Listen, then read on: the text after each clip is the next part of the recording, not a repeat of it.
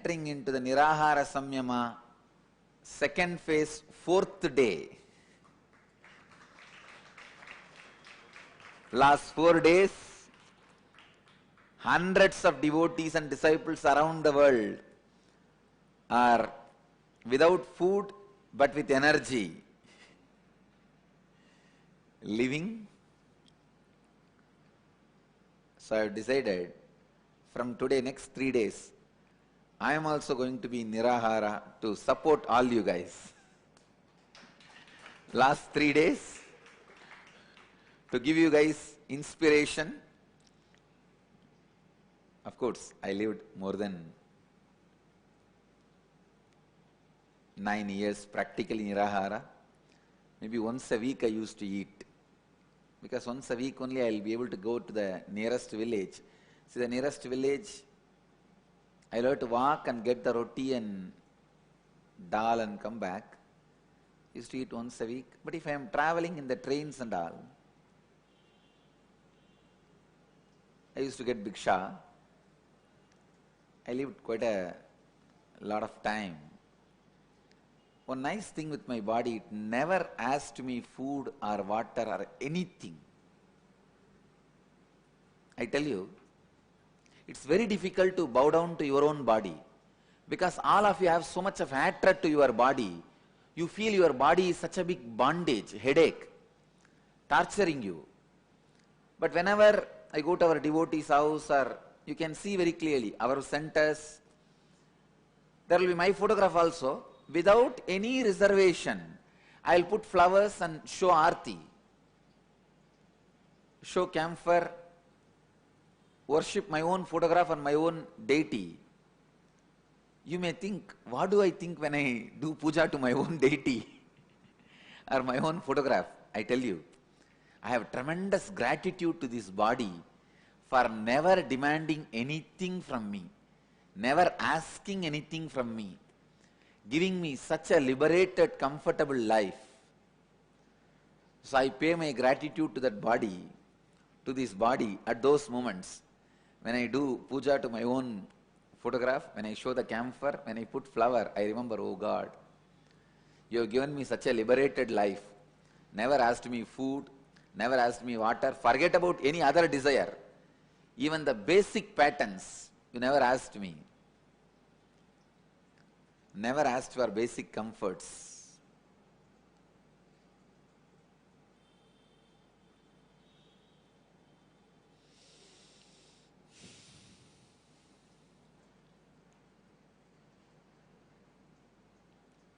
It's pleasure to live in such a beautiful body. Even when there was a fracture, no pain. It's not that I was trying to act as if I have no pain. I don't need to also.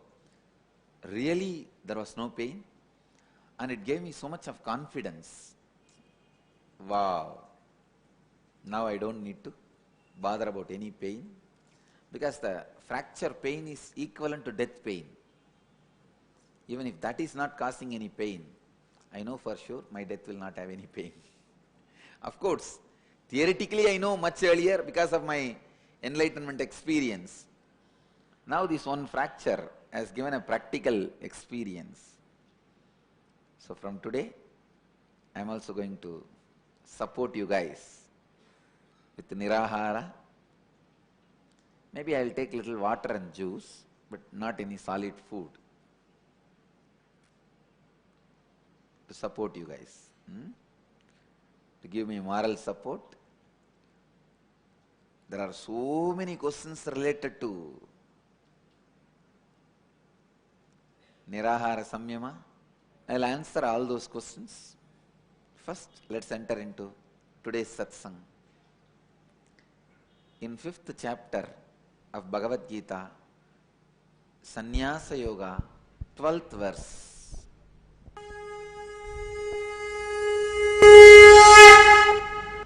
Yukta karma phalam tyaktva shantimapnoti naishtikim ayukta kama karena phale sakto nibadhyate.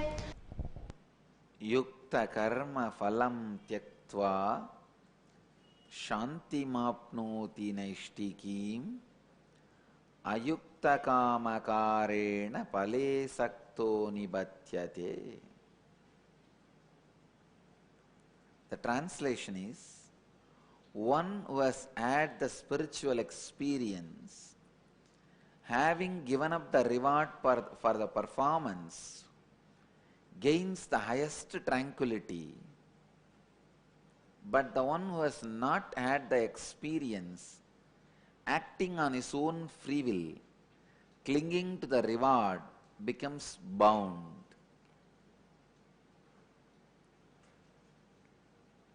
I have to tell you this. Yesterday night, I was reading this verse. Usually I read Bhagavad Gita once in a while when I find time. Yesterday night I read this verse.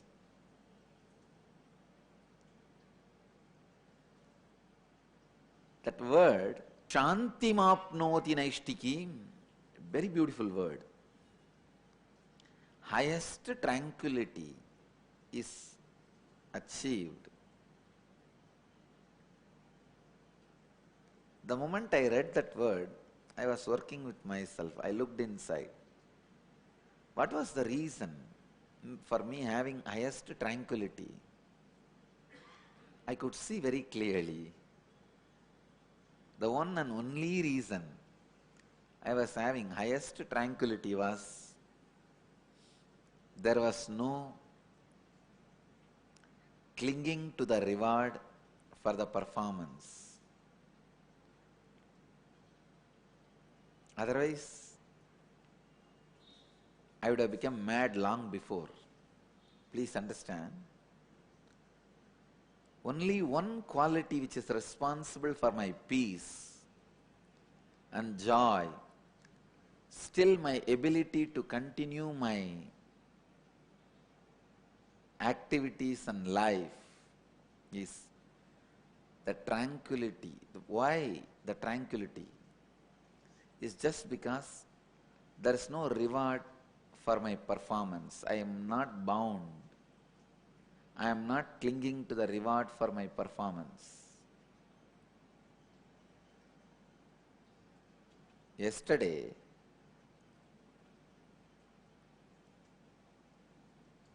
one media, very low level, third rate, the yellow journalist type of media, they came and videographed our Annadana hall. They never showed 2,000 people eating, but they show the garbage in one corner. Because their mind is like a dirty garbage, the garbage attracts only garbage. And not only that, one of our brahmacharini was talking to some organizer. So some dust fell on her eyes and she was wiping the eyes to clean the dust. Immediately they are showing this visual and saying, all the girls, ladies who are in the Adinam are crying to people who are coming. They are crying to the visitors. And that brahmacharini is taking class to all the devotees, all the people who are coming here. See what all ways they misrepresent. But I don't feel I need any reward for the performance. I laugh at these fellows. I only see the dirt, the garbage which they carry in their brain in the name of mind. I tell you, reward, clinging for reward takes away your life from yourself. It is like you handing over your decision-making authority to others. Does anyone want to hand over their freedom to others? No. But the moment you have the clinging for reward, very subtly you hand over your reins to others. You say, you drive me, as you want I will run. clinging for rewards. Please understand. Clinging for rewards is nothing but handing over your freedom to others. Psychologically becoming slave of others. Your thought flow, current flow, trend flow destroys your very core, your very source.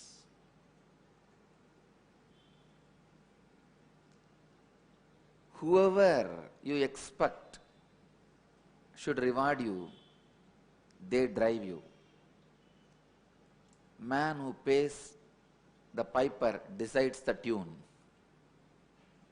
Same way, man from whom you expect reward, people from whom you expect reward, they decide the tune in which you are going to dance, the tune in which you are going to work, the tune in which you are going to perform your actions. The one who has had the spiritual experience, having given up the reward for the performance, gains the highest tranquility. But the one who has not had the experience, acting on his own free will, clinging to the reward, becomes bound. Becoming bound, becoming entangled.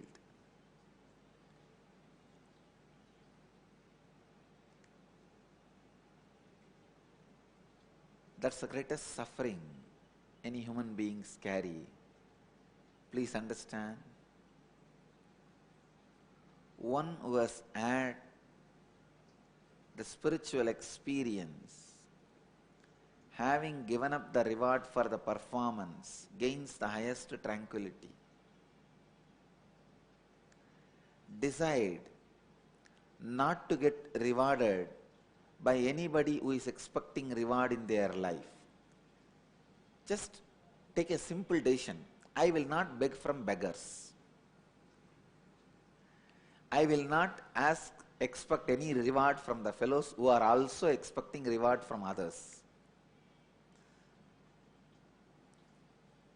Decide. If I have to be rewarded, I will be rewarded only from a person who does not need any reward from anybody. If I have to receive, I will receive from the king. I will not beg from beggars. It is like a stealing from begging bowl. How much you will steal? 3 paise and 1.5 annas.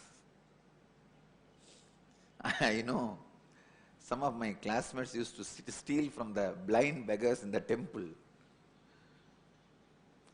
I used to hate stealing from the beginning. I can't tolerate stealing. Even recently, in my Salem ashram, we have a huge mango grove. We have leased all the mango trees to somebody. When I went, see, mango and groundnut, the moment you see, you will feel like eating. Whoever you may be, mango and groundnut, the moment you see, you will feel like eating. So my brahmacharis, my sena, the moment they saw the mango, Swamiji, we can. I said, no, we have already leased these trees. They said, who will ask you, Swamiji? It is our property. I said, no, we have leased. If you pluck the mango from the tree without asking the person who has taken the lease, it is stealing. Then they convinced me, Swamiji, inside your quarters there is 2 trees. That tree we have not leased. That is our own tree. We have not leased those trees. I said, all right, then you can get it from that trees. Somehow from the beginning,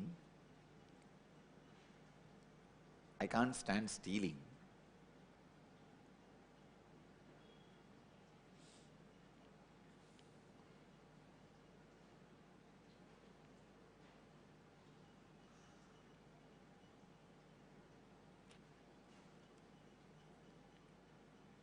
statement from Isavasya Upanishad. Tena tyaktena vunjita va. There's a beautiful word. Ishavashyamidagam sarvam yatkincha jagatyan jagat tena tyaktena vunjita va kritam. Means whatever exists is divine.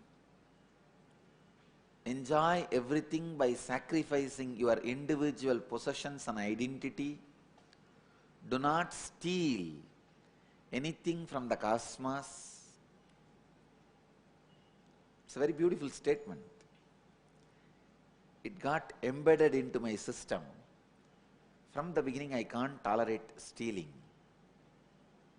I tell you, if you are expecting a reward from ordinary people who are also in turn expecting rewards from others, you are begging from a beggar. You are begging from a beggar. I tell you, don't do that mistake. Do not do that mistake of begging from a beggar. No.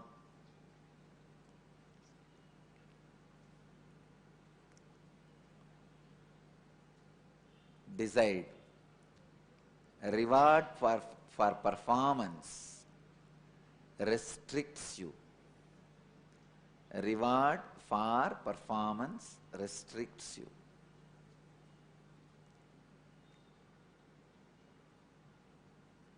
Beautifully Bhagavan says, Nibadhyade becomes bound.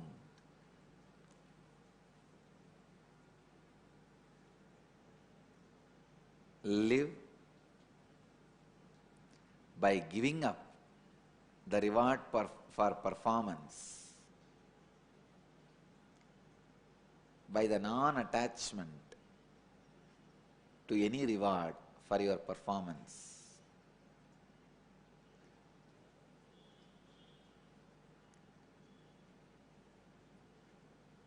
The essence, sacred secret from this verse, as long as you have the attachment to the reward for performance, your life is going to be in hell.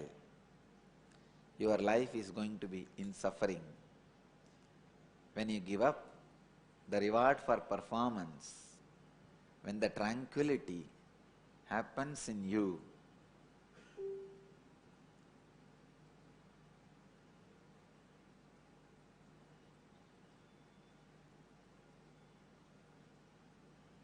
you achieve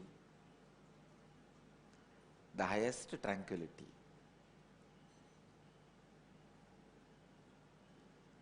The last attachment human beings suffer with is the reward, clinging to the reward. That's the last attachment with which human beings suffer.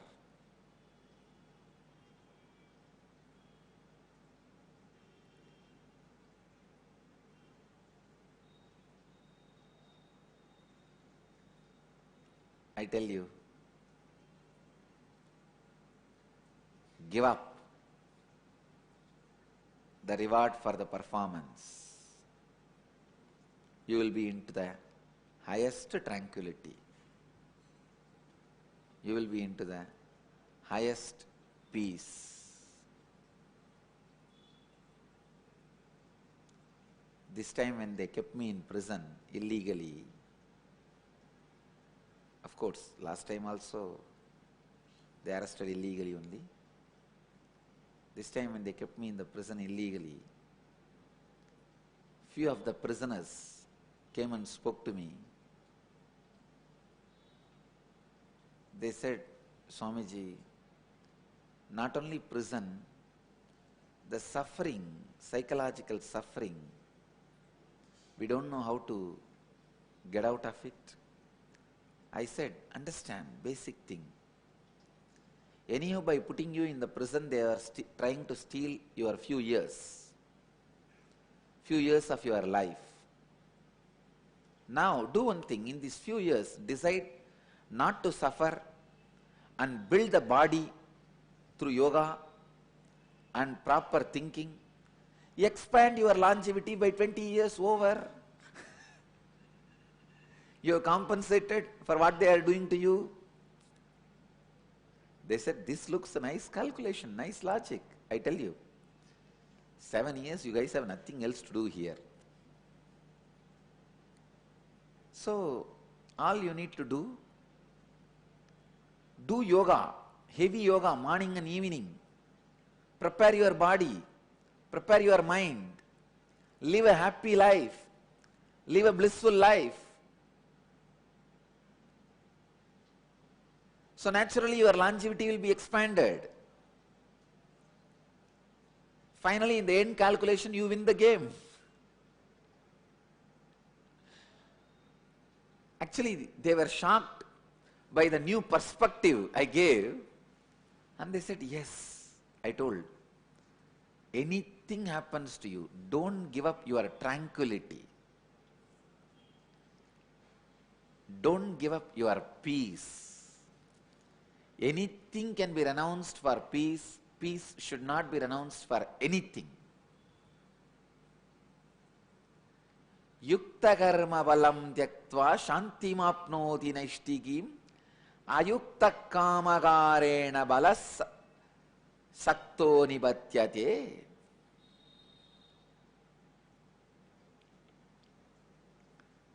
One who has had the spiritual experience, having given up the reward for the performance, gains the highest tranquility.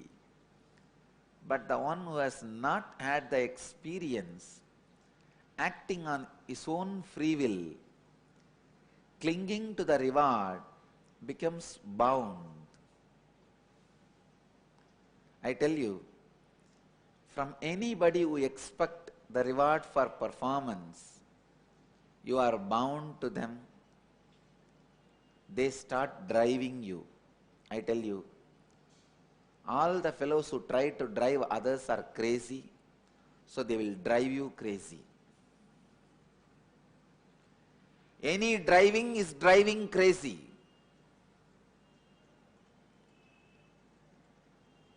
The highest liberation is neither driving nor getting driven.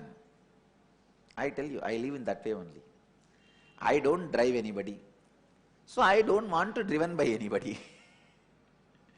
I am very clear. When people come and ask me, I tell, all right, I'll support you to run, but I can't drive you. Yukta karma balandyaktva shantimapnoti naishtikim ayukta kamagarena vale sakto nivatyate. When I read this sutra yesterday, I felt reading Bhagavad Gita every day should be made as a compulsory for all human beings.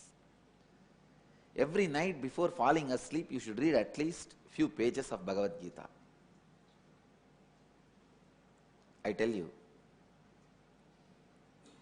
you will bless yourself, you will feel happy for yourself if you can read Bhagavad Gita every day, at least few pages.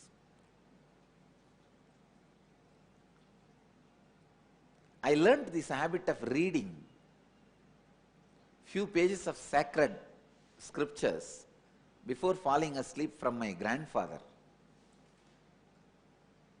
He used to go to bed around night 12 o'clock.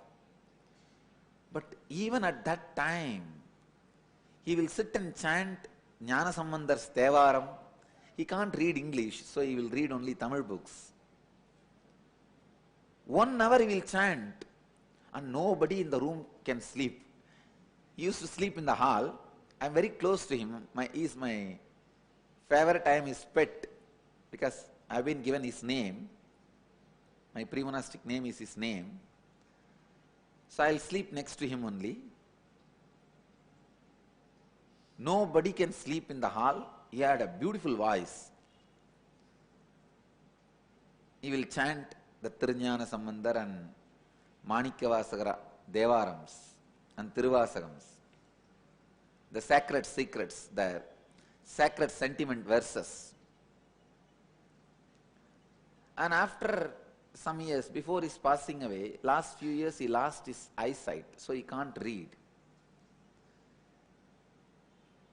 He has trained two of his sons to chant these verses for him. No, nice thing, even my uncles, they went and learned properly to recite these verses for him, and every night they will sit and recite at least 1 hour for him. The little bit of Tamil knowledge I have, the knowledge I have on Devaram, Tiruvasangam, all that I gained from him only, from every night chanting.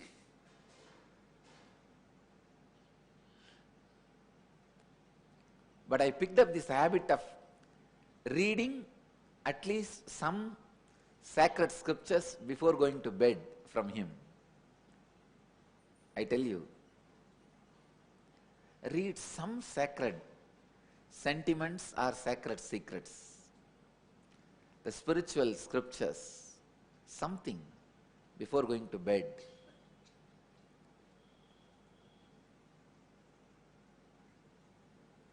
It enriches the quality of consciousness in which you sleep and in which you function and in which you act and in which you flow, which you carry your whole day.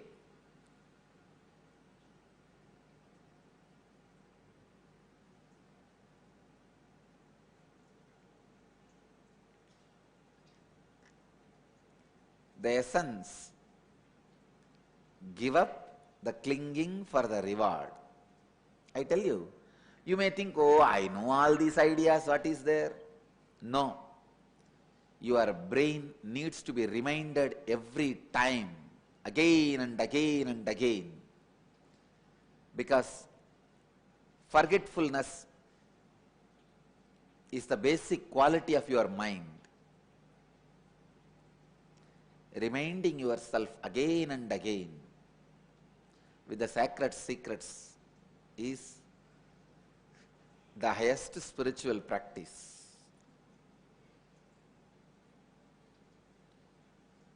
So give up the attachment to the reward, give up the clinging for the reward, radiate tranquility, highest tranquility.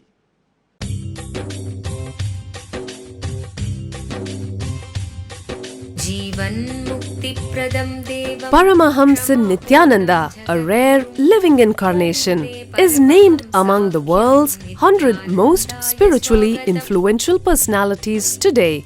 Paramahamsa Nithyananda has been placed alongside Dalai Lama, Nelson Mandela, Oprah Winfrey, Paulo Coelho and others by Mind, Body, Spirit, the world's top esoteric magazine from Watkins, London's oldest and largest bookstore. A yogi by birth, he has been expressing his power of enlightenment since birth. He has authored more than 500 books in Tamil and English. Translations of these books are available in 26 languages in Telugu, Kannada, Malayalam, Hindi, Sanskrit, Gujarati, Oriya, Bengali, Marathi, French, Malay, Polish, Portuguese, Italian, German, Danish, Spanish, Russian and Chinese. He is also an exemplary speaker with over 10,000 hours of profound life solutions through his discourses. Social services such as Annadan, free medical care, free educational services with ashrams, schools, temples, hospitals established in more than 140 places around the world, offering exceptional services. A powerful spiritual healer who has healed millions of people of diseases from migraine to cancer. A Kriya Yogi who has formulated Kriyas for physical health and mental well-being benefiting thousands. A living master who offers practical solutions for our everyday problems. He is the founder and spiritual head of Nithyananda Dhyanapitham, a spiritual powerhouse who has revived the sacred Vedic tradition by establishing Vedic temples in places like Los Angeles, San Jose, Seattle, Toronto, Ohio, Oklahoma, Phoenix, St. Louis, Malaysia, Brazil, Paris, Guadeloupe, Dallas, New York, New Jersey, Atlanta, Calgary, Vancouver, Singapore, and places in India like Bengaluru, Hyderabad, Tiruvannamalai. A spiritual guru for 10 million followers, an incarnation who transmits the highest spiritual energy through initiation, a contemporary yogi who has revived the Vedic science of yoga worldwide through thousands of yoga centers, an adept in Ashtamahasiddhis, mystical yogic powers, who has effortlessly awakened the Kundalini of thousands and graced them with spiritual powers, a dynamic young guru who is an inspiration for thousands of youngsters, India's most watched spiritual guru online, a beacon of spiritual light who has triumphed over the forces of religious terrorism and political persecution. Paramahamsa Nithyananda is an eternal Kalpataru, blessing the world with the boons of material abundance and spiritual enlightenment. He is the 293rd pontiff of the world's most ancient Hindu organization, Madurai Adinam. Nithyanandaya swagatam Anandanubhavaswadam Sarvaroga nivarakam Vande papa vinashaktam Nithyanandaya swagatam Nityamuktam